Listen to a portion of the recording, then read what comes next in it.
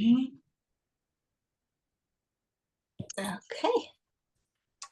Well, hello, everyone.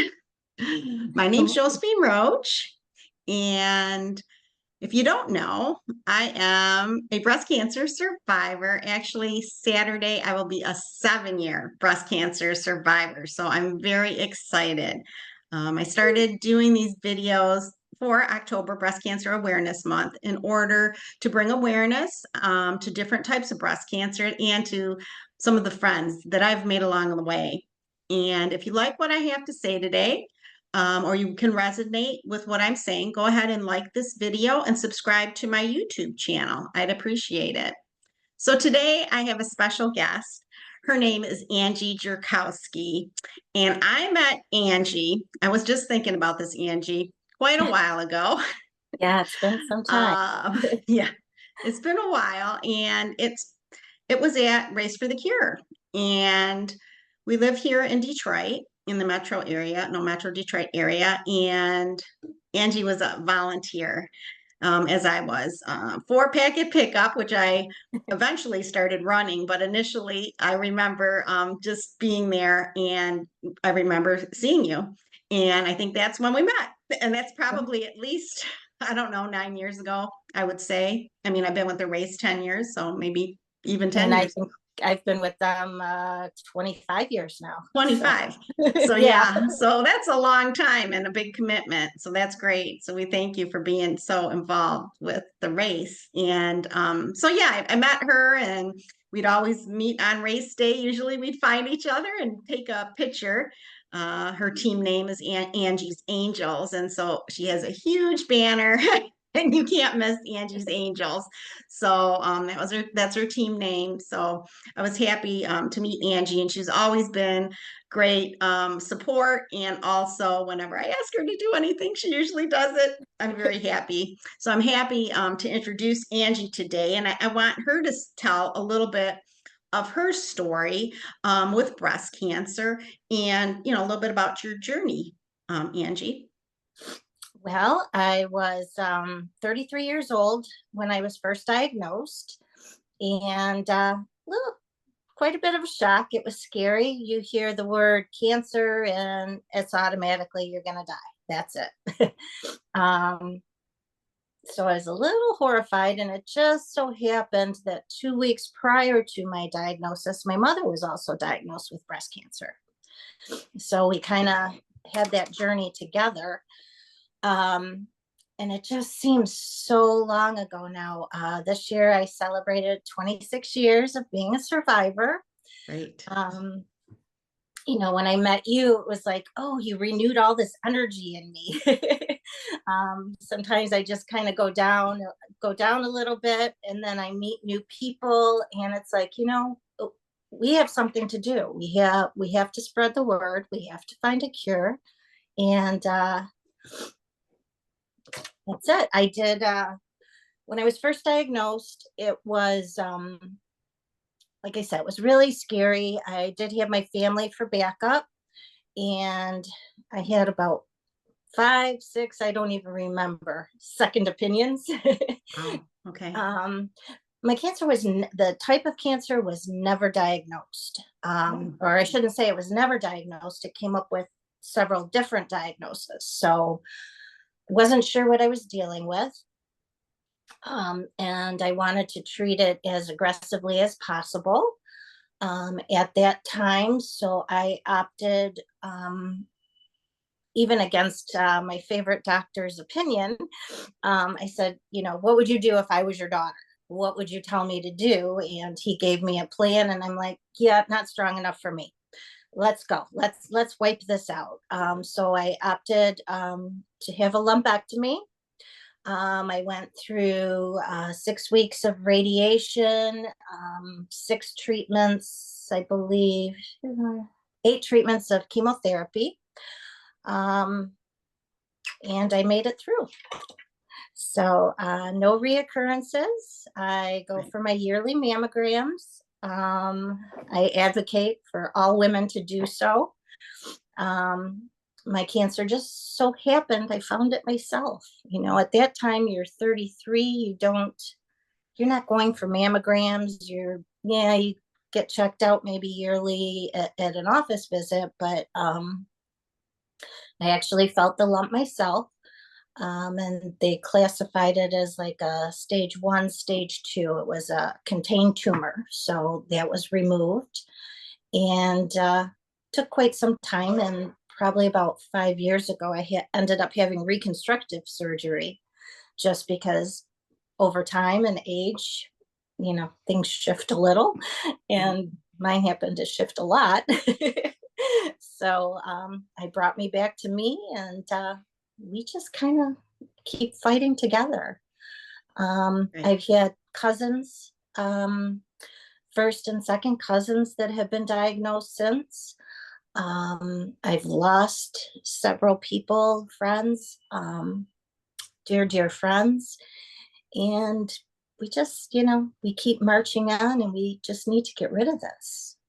Yeah, you're right. I agree with you. And I know that you have, through the years, have raised a lot of money for for the cause, and for that I'm grateful, because we know that money goes to that all important research to find a cure Def- and to help others who are going through the similar battle that we both have gone through. But being so young, I mean, at 33, and you talked about, yeah, you're horrified. What, my goodness. What, at 33, because I was diagnosed at 50, lot different, lot yeah, different. And I know I've spoke to you about this previously, definitely. but when I speak to younger patients diagnosed at a younger age, there are other things that you have to think about when you're diagnosed. Can you share like some of the things that maybe were that you had to think about in regard to being that young? And were things like asked of you, or things that you needed to consider? Yeah, for myself, I always knew that I really didn't want children. So it wasn't an option. But when that came up, it was like, oh gosh, well, what if I do? What if I'm not going to be around to raise a child? It was a scary thing.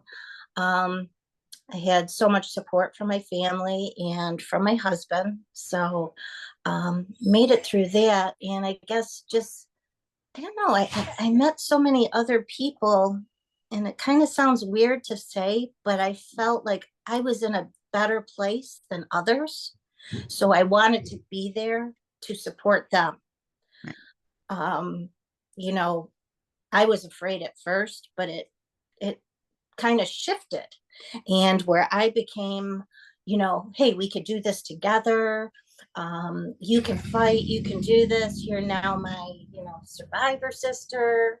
Right. Um, and some of those people I have lost, in the meantime. So we just keep fighting. But yeah, being young and going to support groups, and here I am, I'm feeling so young, and I'm with all these old ladies. Yeah, I'm the old lady now. So I still want to support, Right. support our men and women, men as Right. well. And they're, it seems to be getting younger and younger, Yep. but I think there is so much information out there, which I'm grateful for. And we're saving a lot more lives.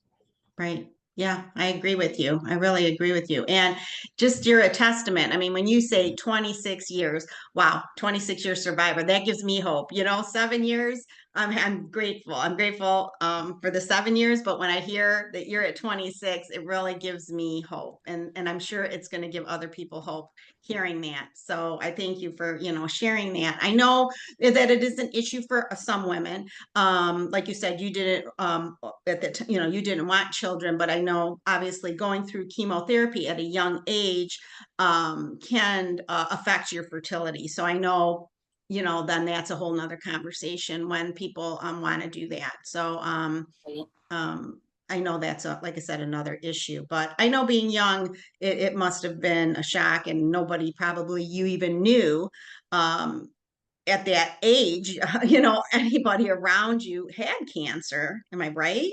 Oh, exactly. I was Yeah. kind of like the freak child. Right. Yeah. And I can It was see. Yeah. strange. It was really, really strange. And it was Right. like, how can this happen? Hmm. Happen at such a young age. This isn't, I guess Right. I didn't understand it, but now it Hmm. happens, you know, Right. to women all the time that are young I've met a few women that have developed breast cancer while they were pregnant. And I just can't even imagine the fear, Right. that they're going through. Right. Yeah, absolutely.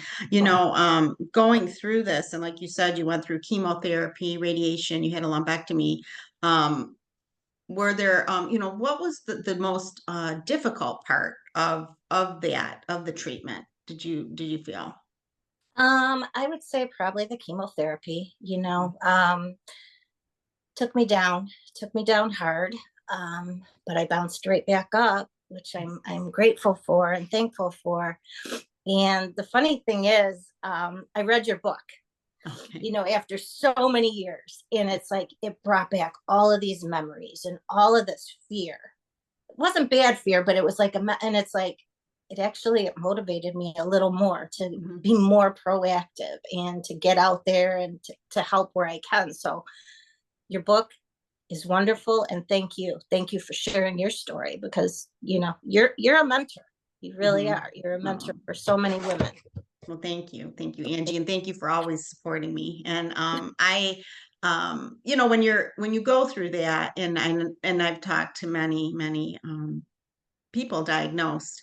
Initially it is that fear, the fear of the unknown, the fear you're going to die. I mean, that's the first thing you really does come into your mind.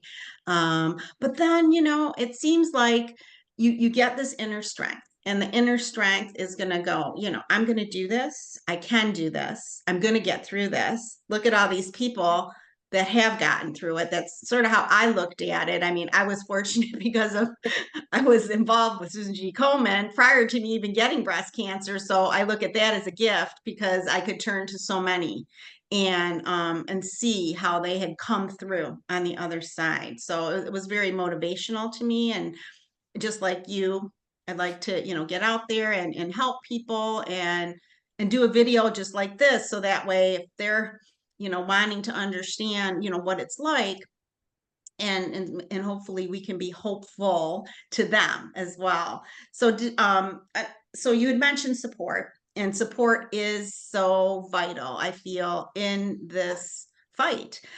You do need people around you. You need a tribe. You mentioned your husband. Were there any other people, or how did your husband support you? He was pretty quiet through the whole thing. I think he might have been a little more scared than I was. He fessed up to that later, but yeah, I had my sisters, my immediate family, and so many strangers that are now friends. And going through, I remember the race for the cure and meeting so many wonderful people that first year. Shortly after I finished treatment, I had done my first walk, and it was so difficult because it was like, oh my gosh, I'm one of these people. I don't want to be one of these people, but yeah, I do, because I am so grateful, and the love and support that you get from around. It's kind of hard to explain, but without being there. But I mean, neighbors, people, that met me as a child, and they had heard, and I have received so many cards and letters and saying, keep strong, and I'm praying for you, I'm thinking of you. And um, I had one cousin that I'd go to my mailbox every day, and almost every day there was a card from her, and it said nothing, about get well, or because that was just horrifying. It was just hi, dropping in to say hi. And that always made me smile. Yes, So for sure. that gave me a lot of strength. Yeah, I know. I say it a lot. I say it in my book. I didn't know what I meant to people until I got cancer.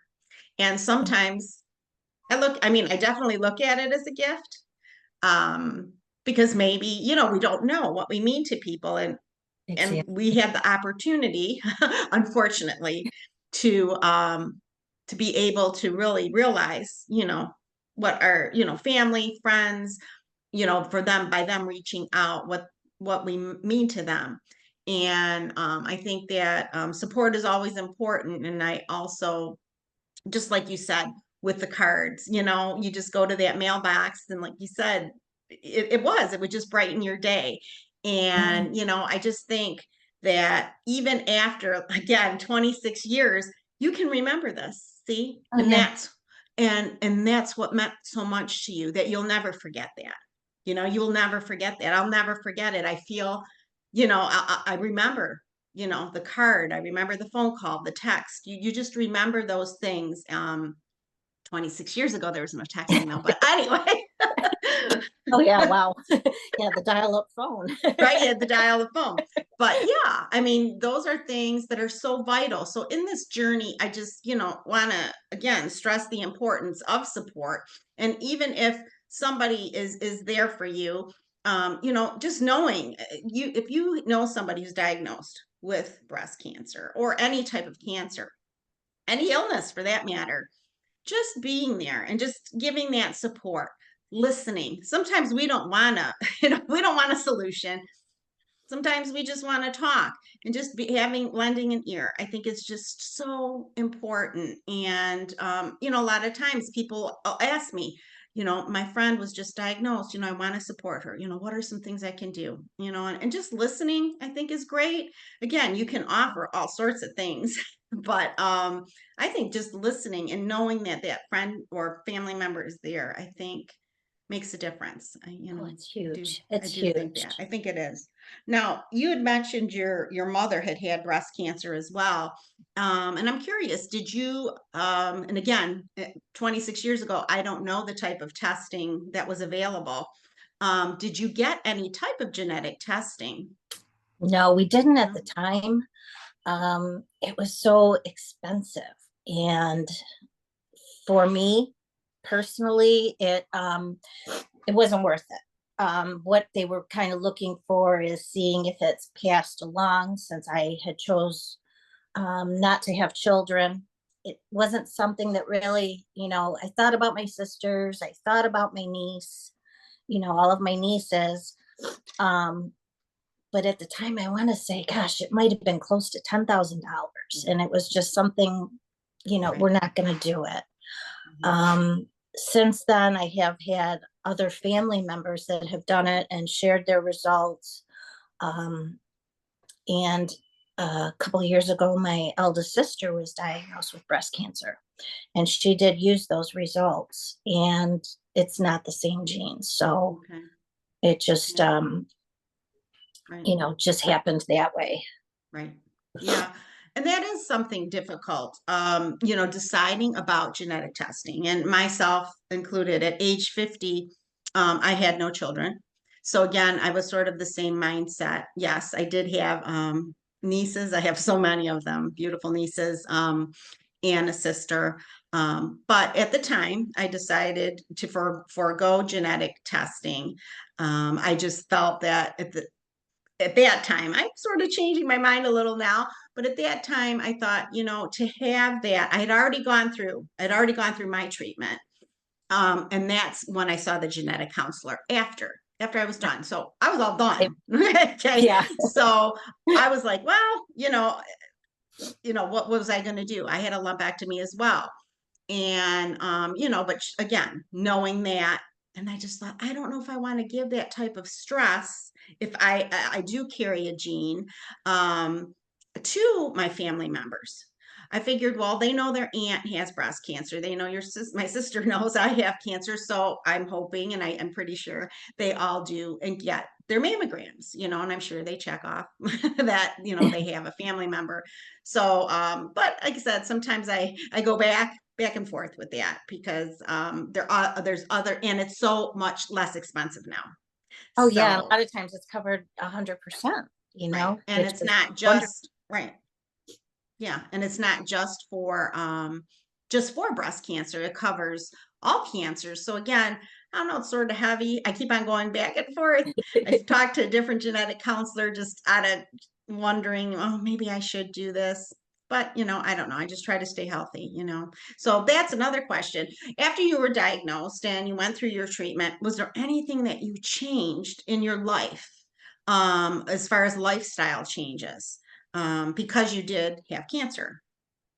Um, I don't know so much lifestyle changes. I think I had more of emotional changes. The way I looked at things, the way I reacted to things. I think it was it brought a lot of peace to me. It made me a more understanding and compassionate person. Which again is so totally sounds crazy and out of the norm, but I think breast cancer might have been a good thing for me. It it made me feel like I was a better person because the compassion I do hold for people and the love that came to me that I didn't realize I had. Right. Yeah. So Right. And it you was, just realized, yeah, you yeah, just, it was more of an emotional journey for me rather than anything else. yeah, right.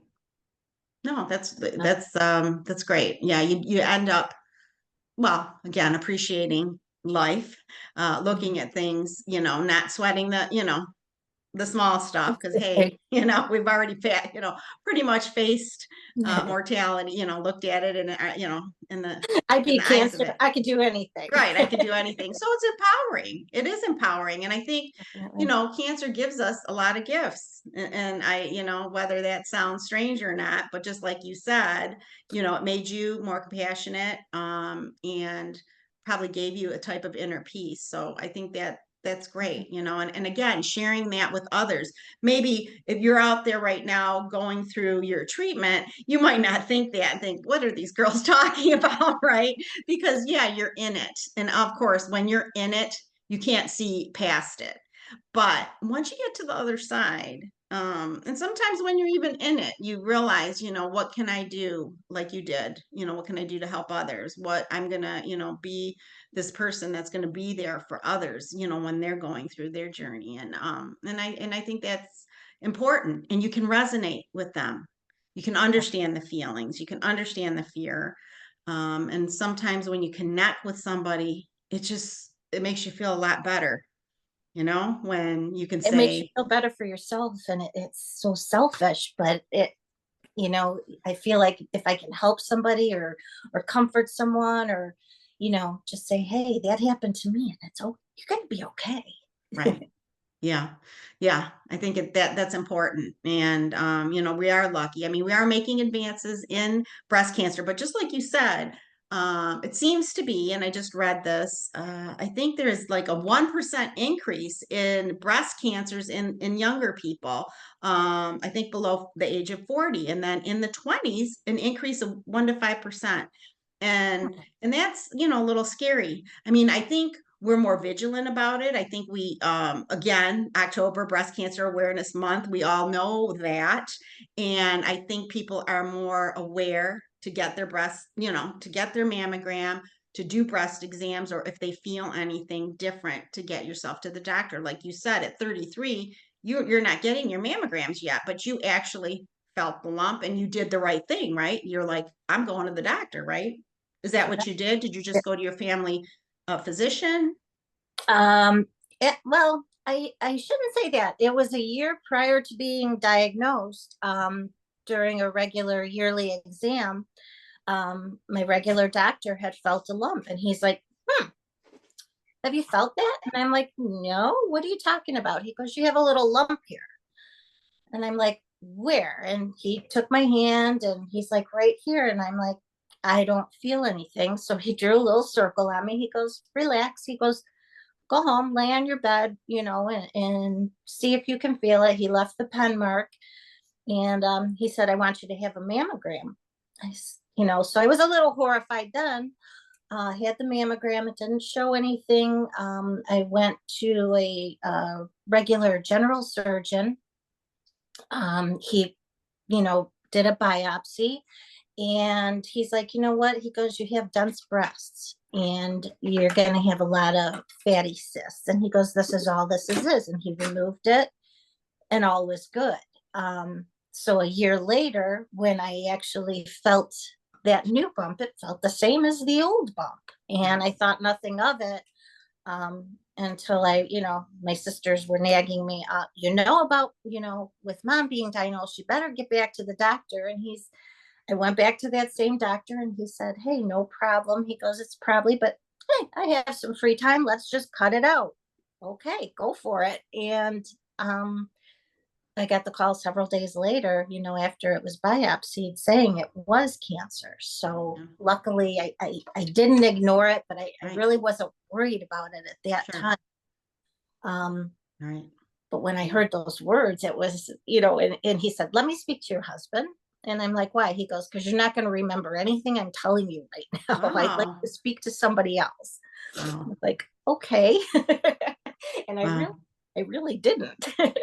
Yeah, no, that was a great physician, a great surgeon, somebody who Yeah. really was good. I mean, it seems like because you had known previously, about the previous lump, then you knew, okay, and you were right on it, which is great. And you mentioned dense breasts, and this is a big topic now here in breast cancer, dense breasts. And I just had my mammogram.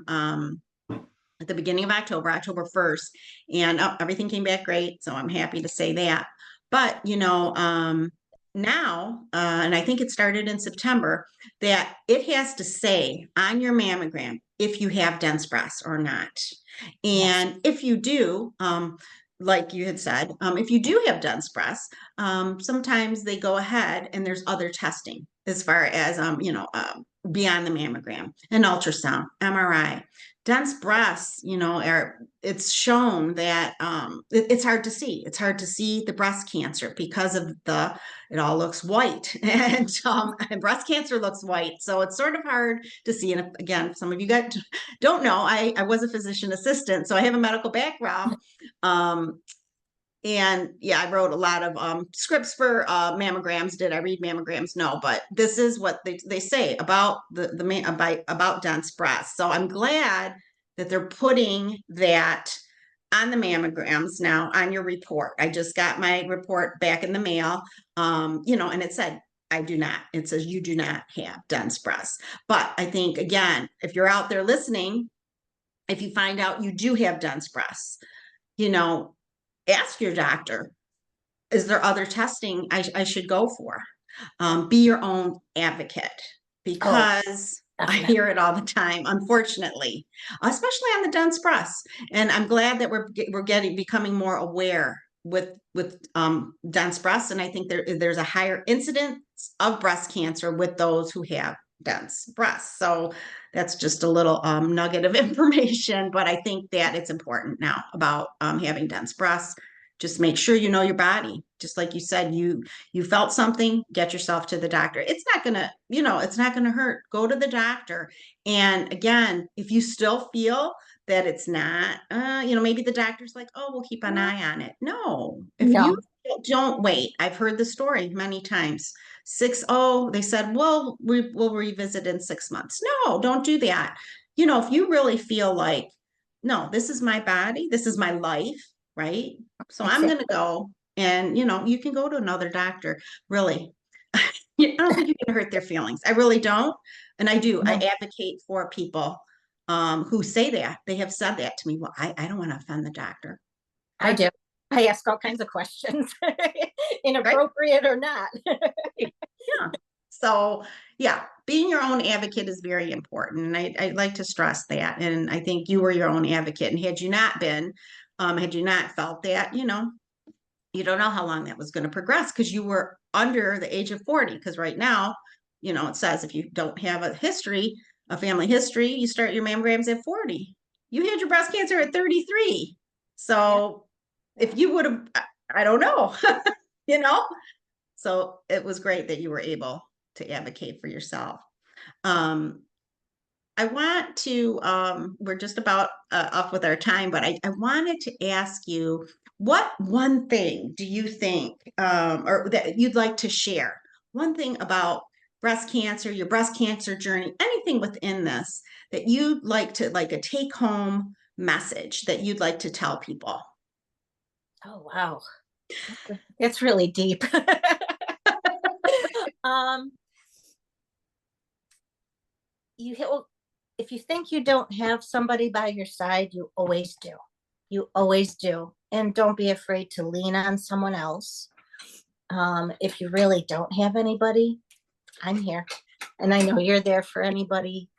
You've spoken so many words of wisdom, and I just look at you with such gratitude and admiration. Like I said, Josephine, you're a mentor. You really are. I may be 26 years out and you only 7, but hey, I've learned a lot from you. Oh, So oh. thank you. Thank you for that. And, for all of our sister survivors, Yeah, stay yeah. strong, and we're here together. We're a group, I and think we will win this battle. I We think we will fight will. here. And I think we will see it in our lifetime. I really do. I think we will find a cure. Unfortunately, there are so many types of breast cancer. That is the problem. There's so many different types, and our genetic makeup is so different.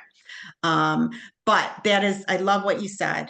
I love what you said. You're never alone, and that you're always going to have somebody. I mean, there are support groups. You can reach out. I have a Facebook support group, for breast cancer.